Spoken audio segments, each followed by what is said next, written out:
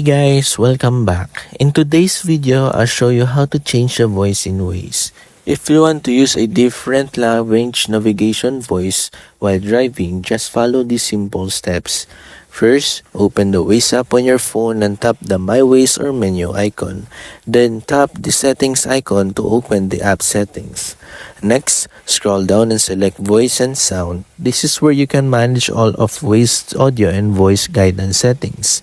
Now, tap Waze voice or voice directions. You'll see a list of available voices and languages. Browse through the options and tap the voice you'd like to use. Waze will automatically download the voice if it's not already installed. After selecting your preferred voice, return to the main screen and start a route. Waze will now use your new voice for turn-by-turn directions and navigation alerts.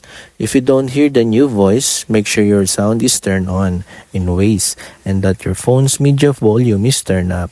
You should also update Waze to the latest version if the voice options look different or are not available. And that's it. That's how you can change your voice in Waze. If this video helped you, don't forget to like, subscribe, and I'll see you in the next one.